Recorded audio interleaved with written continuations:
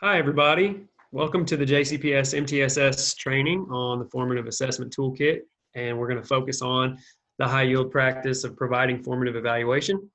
I'm Phil Berry, an MTSS engagement resource teacher with the Elementary Zone 3. And I'm Rachel Miner, MTSS engagement resource teacher with the Middle School Zone. So now, if you could please take a moment to type or write down the case-sensitive bit.ly into your web browser. This is going to allow you access to all the links for the activity offered throughout this presentation.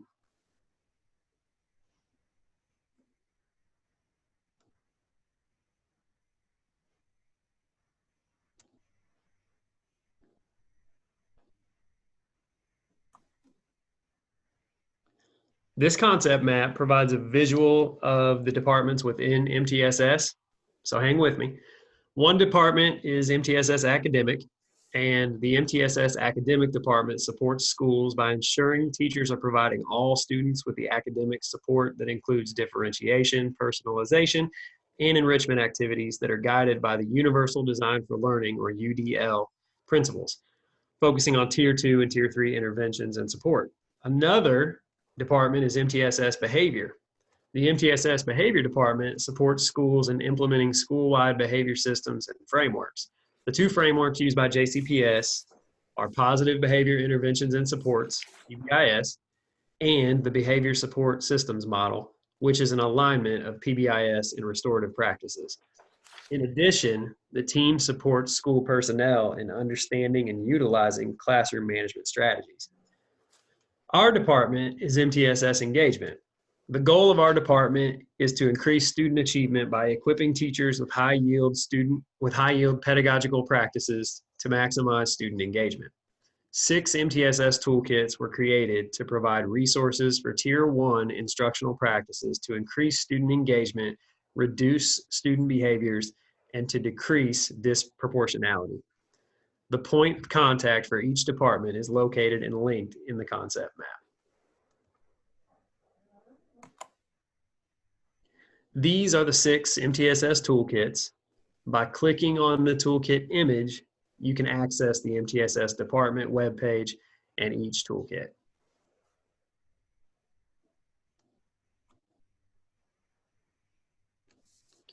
So here is our toolkit definition for formative assessment that our work focuses on. And as you read this, it's important to remember that formative assessment involves both teachers and students in order to effectively reach learning goals.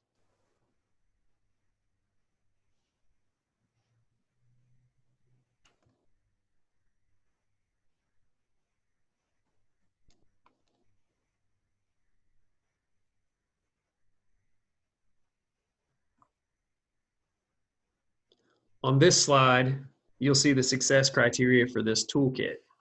So just take a moment to read through this, please.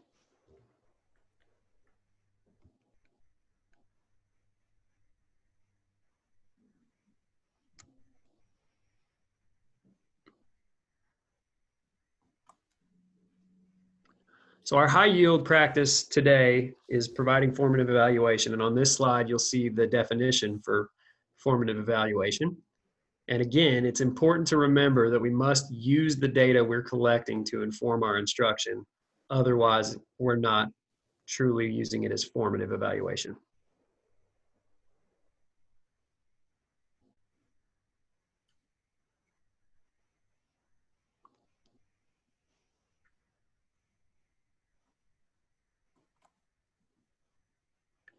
Here we have our learning intention and success criteria. So take a moment and just read over the session goals we have for today. So hopefully by the end of this session, we can say that both of these were a success.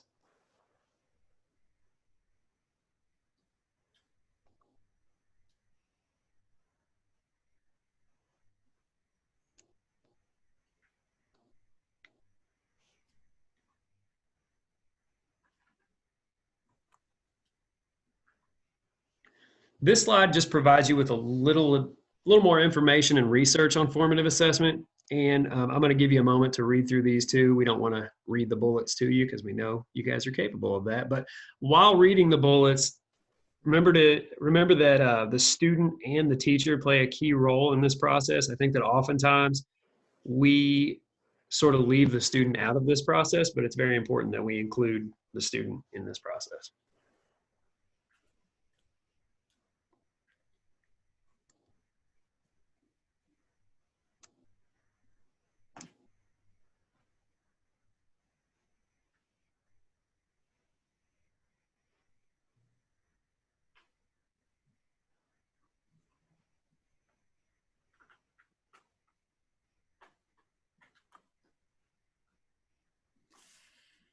And here we're going to watch a 5-minute clip on formative evaluation in the classroom. This is going to give us multiple perspectives of different content areas and also varying levels. So please sit back and enjoy 5 minutes of some teacher reflection.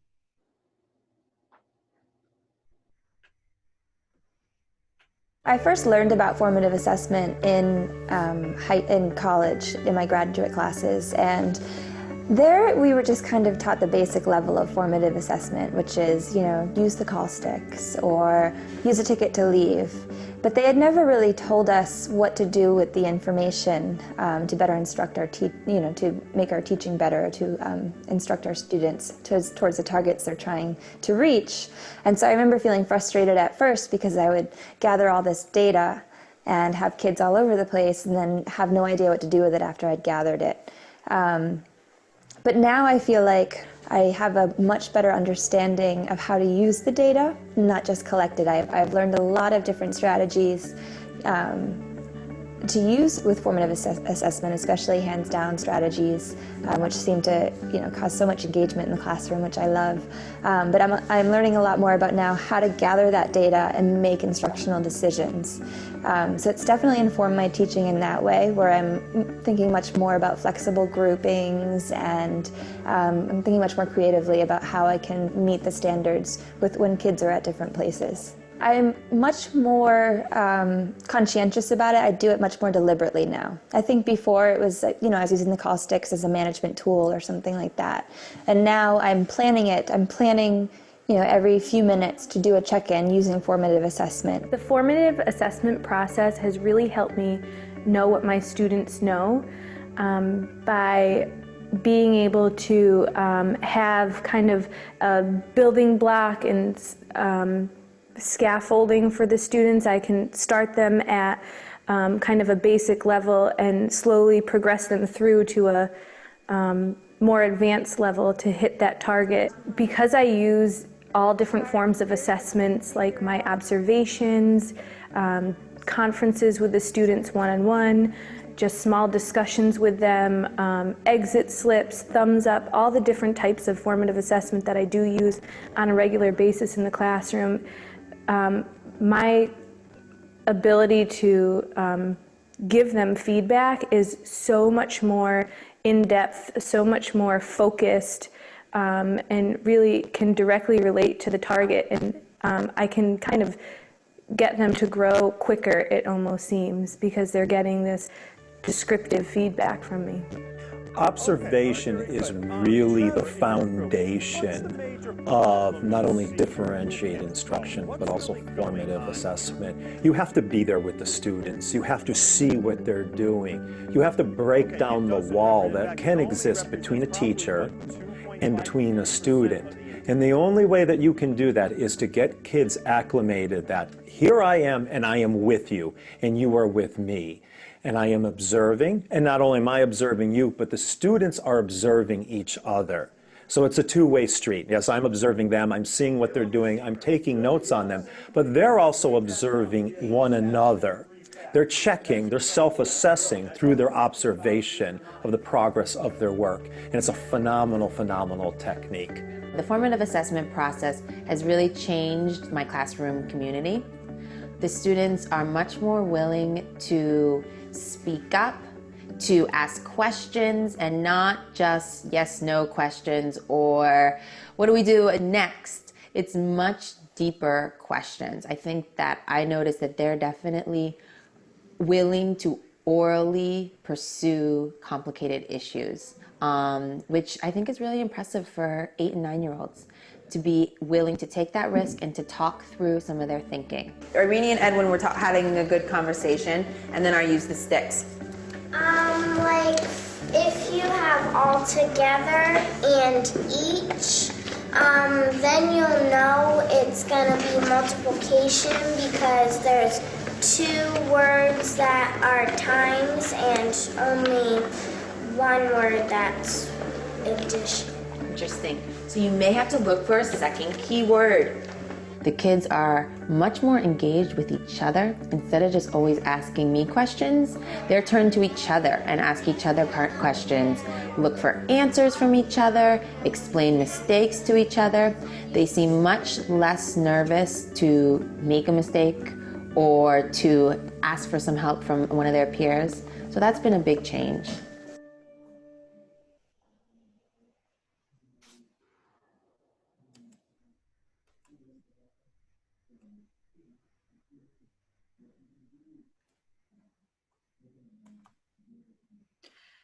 So these are some key points from the video that hopefully you took away as you were watching.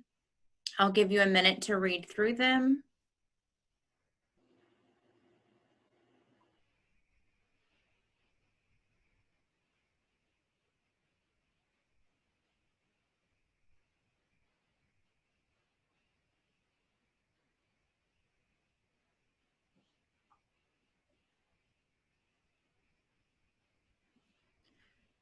So one thing a teacher said was how deliberate she was. And I think that is really important when you are planning your formative assessments.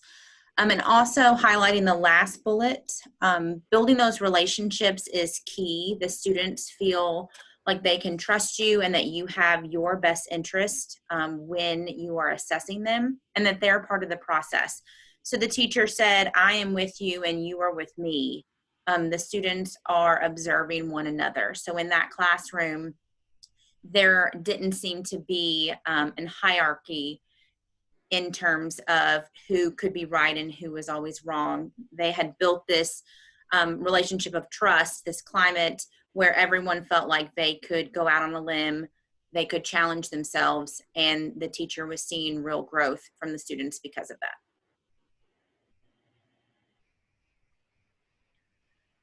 The next 2 slides, we are going to focus on the teacher's perspective, and there are 5 components. So these are the first 3. So if you look at the left-hand side,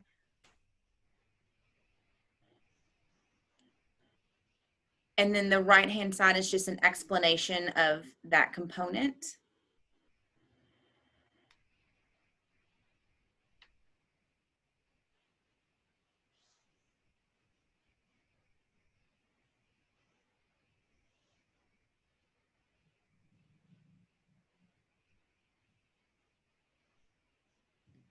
So considering the third component, interpret evidence, and then it says compare evidence to success criteria to determine proficiency and misconceptions.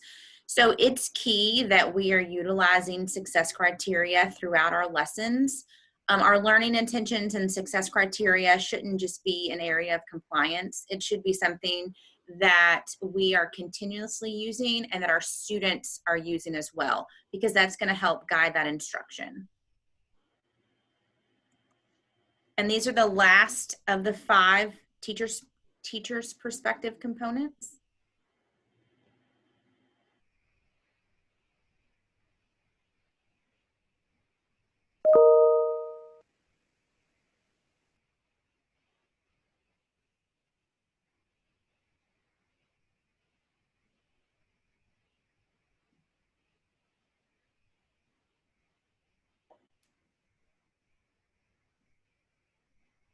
And from the beginning, we had talked about that this process should involve both the teacher and the student. And so here are the first 3 of the 5 components that make up the student's perspective.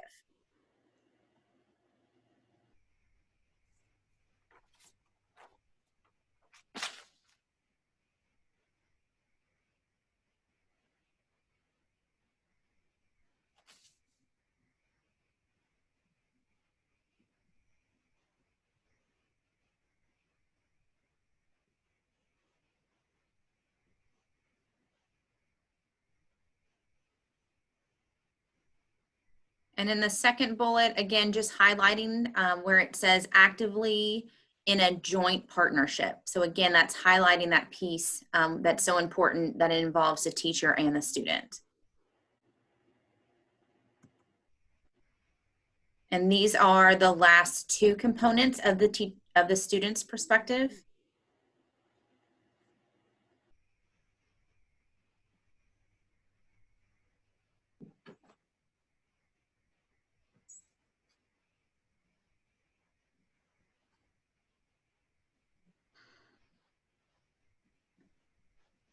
And so you can see here that it's not only just the teacher to the student or the student to the teacher, but you've got peer-to-peer, your student-to-student interactions as well, because students really can learn a lot from one another. And when we provide them those opportunities in the classroom, it's only going to solidify that learning more. And then focusing on that last component, adjusting their current learning goals and set their own new learning goals. And so students are part of that process. It isn't just something that they're told to do. It's something that they are taking ownership in because of the work that they've done in reflecting on their learning.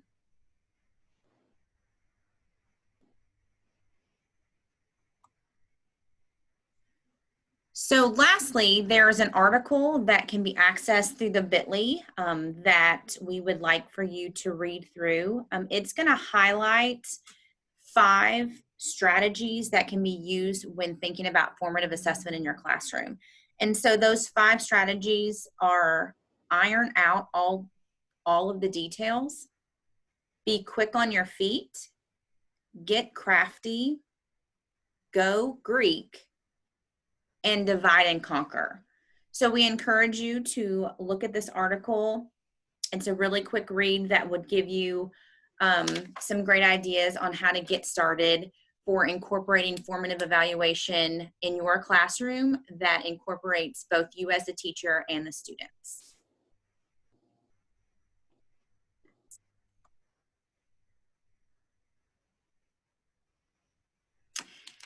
So we would like to thank you for taking time to watch this presentation today, and we hope that it was helpful.